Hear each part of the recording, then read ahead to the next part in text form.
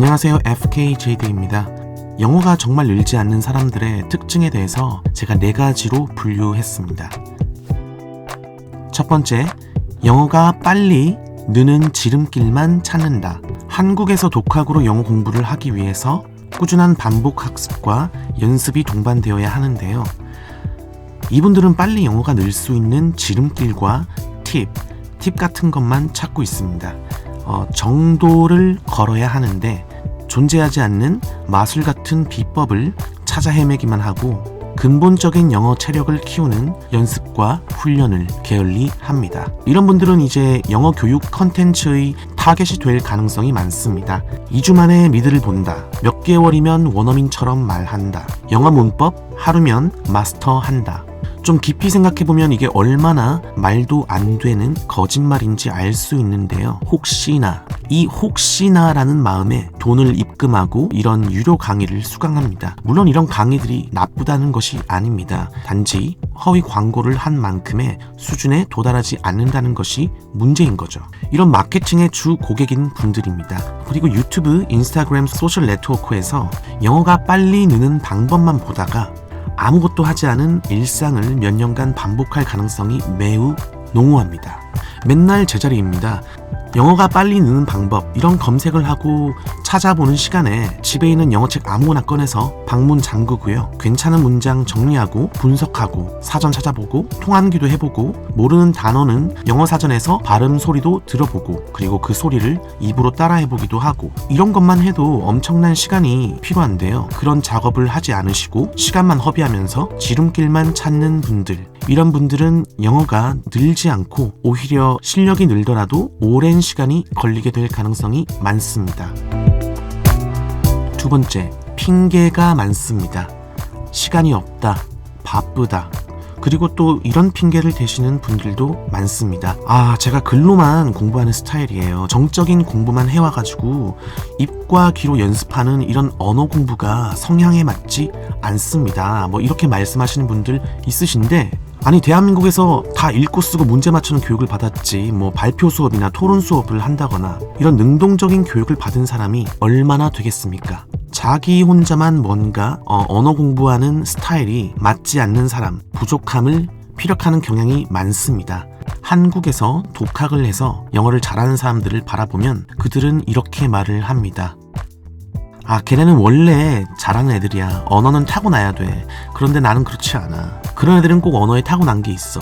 네, 영어는 선천적으로 타고날 능력 같은 거 다 필요 없습니다. 머리 나빠도 됩니다. 저는 머리 무진장 나쁩니다. 어쨌든 머리가 나빠도 영어는 할 수 있습니다. 영어는 그냥 많이 하면 느는 거고 노출이 적게 되면 늘지 않는 겁니다. 심플합니다.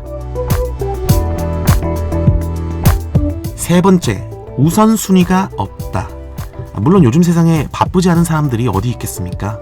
그렇지만 우리가 영어를 하고 싶다라고 결심을 했다면 하루 일과에서 영어 공부보다 중요도가 낮은 활동은 과감하게 포기하시고 미루셔야 합니다. 물론 직장인 경우에는 저도 직장인인데요. 퇴근하고 밥 먹고 씻고 나면 평균 8시에서 9시 정도 됩니다. 잠을 12시에 잔다고 쳤을 때 3시간은 충분히 시간을 내서 공부를 할 수 있습니다.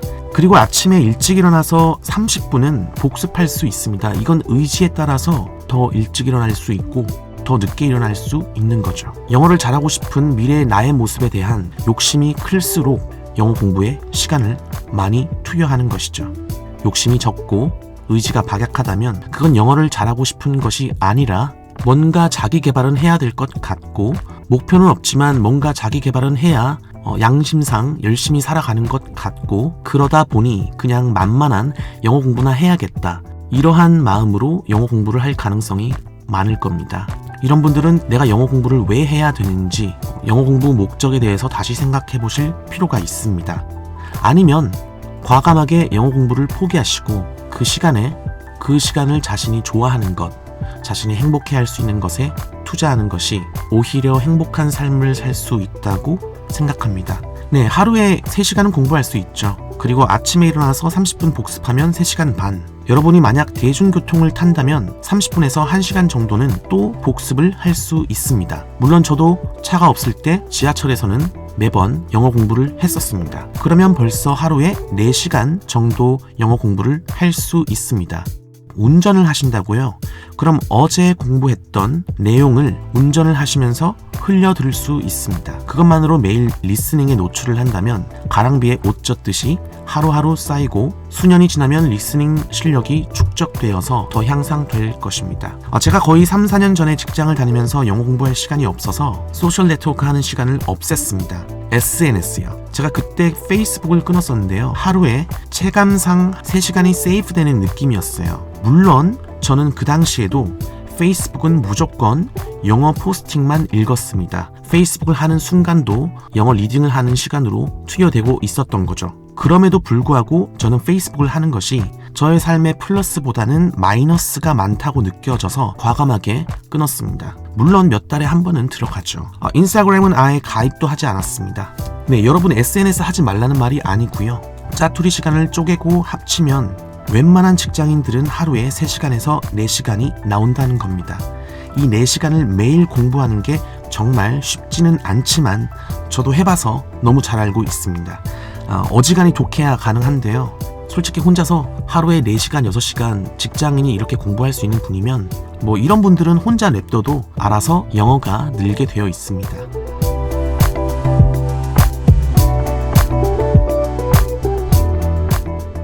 마지막으로 완벽주의.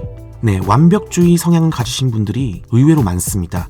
완벽주의 성향이신 분들은 일단 문법 책을 처음부터 끝까지 정독하실 가능성이 많아요. 그리고 정독하는 건 칭찬할 일이지만 특정 문법에서 이해가 가지 않으면 이 완벽주의 성향을 가지신 분들은 다음 챕터로 넘어가지를 않습니다. 그리고 영어 회화를 할 때도 기초적인 문장을 떠듬떠듬 말을 할 수 있는 수준에도 불구하고 영어를 사용해야 되는 상황이 와도 입을 열지 않습니다. 자신의 발음이 다른 사람에게 어떻게 들릴까? 지금 내가 말하는 문법에 오류는 없을까? 이런 걱정과 생각이 많아서 말을 하는 기회를 많이 놓치게 되고, 말을 하는 기회를 놓치게 되면 영어 실력이 향상될 수 있는 기회를 놓치는 거죠.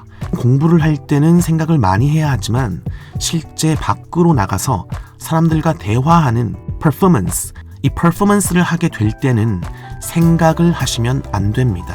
그런데 완벽주의 성향이신 분들은 생각이 많고 자신이 틀린 문장을 말하거나 상대방 말을 알아듣지 못하는 그런 상황이 너무너무 싫어서 입을 열지 않습니다. 물론 완벽주의에 장점이 있죠. 이런 분들이 자신의 완벽적인 기준에 걸맞는 노력형 스타일이시라면, 그렇다면 남들보다 빨리 영어를 씹어드실 가능성이 많습니다. 최소 이 정도 수준은 되어야 한다는 자신이 지정한 수준까지 도달하기 위해서 독하게 연습을 할 거란 말이죠.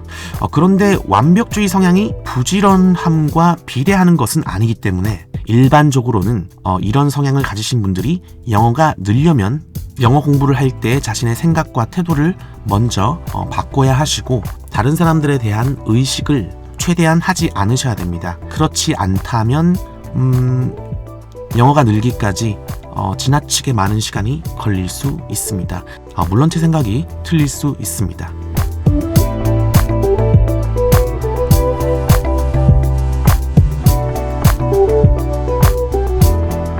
네, 영어가 늘지 않는 사람들의 4가지 공통점에 대해서 말씀드렸습니다. 오늘은 연습하는 방법에 대해서 말씀드리기보다는 영어 공부에 대한 태도, 실미적인 관점에 대해서 더 근접하게 말씀드린 것 같습니다. 결국은 여러분의 의지, 이 의지가 가장 중요합니다. 오늘 말씀드린 이 4가지 중에서 한 가지라도 해당되시는 분들이 있으시다면 실천해 보시고 개선해 보시길 바라겠습니다. 네, 여러분 영어 공부 파이팅 하시고요. 여기까지 하겠습니다. 감사합니다.